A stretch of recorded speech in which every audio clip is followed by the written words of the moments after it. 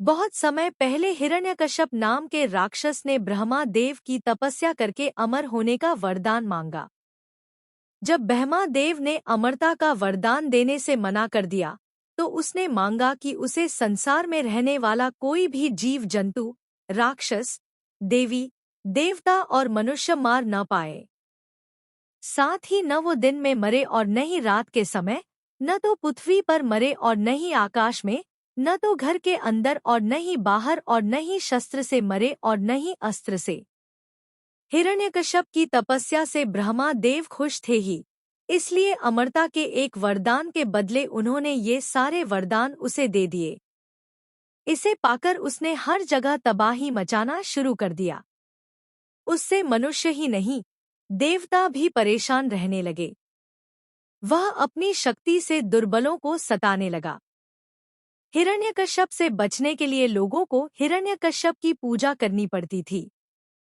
भगवान की जगह जो भी हिरण्यकश्यप की पूजा करता वह उसे छाड़ देता, और जो उसे भगवान मानने से मना करता उसे मरवा देता या अन्य सजा देता।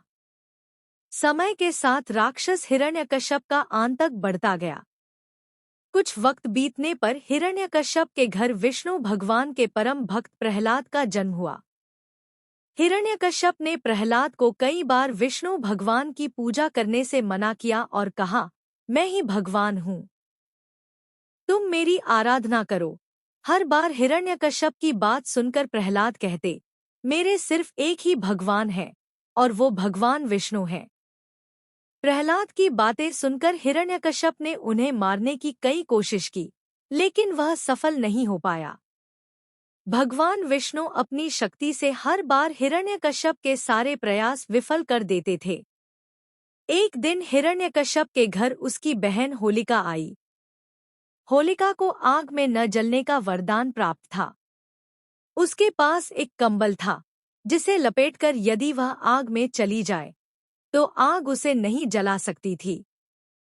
हिरण्यकश्यप को अपने बेटे से परेशान देखकर होलिका ने कहा, भैया, मैं अपनी गोद में प्रहलाद को लेकर आग में बैठ जाऊंगी, जिससे वह जल जाएगा और आपकी परेशानी खत्म हो जाएगी। हिरण्यकश्यप ने इस योजना के लिए हामी भर दी। उसके बाद होलिका अपनी गोद में प्रहलाद को बैठाकर आग पर बैठ गई। उसी वक्त भगवान की कृपा से होलिका का कंबल प्रहलाद के ऊपर आ गया और होलिका जलकर खाक हो गई। प्रहलाद एक बार फिर प्रभु विष्णु की कृपा से बच गए। आग में जिस दिन होलिका जलकर भस्म हो गई थी, उसी दिन को आज तक लोग होलिका दहन के नाम से जानते हैं। इसे बुराई पर अच्छाई की जीत के रूप में देखते हुए खुशी में होलिका दहन के अगले दिन रंगों से होली खेली जाती है। कहानी से सीख, बुराई कितनी भी ताकतवर हो, एक दिन जीत अच्छाई की ही होती है। इसी वजह से हमेशा बुराई का मार्ग छोड़कर अच्छाई का मार्ग अपनाना चाहिए। कहानी पसंद आई हो तो वीडियो लाइक करें, कमेंट करें हेल्प, और ऐसी कहानियाँ सुनने के लिए चैनल को जरूर सब्सक्राइब करें।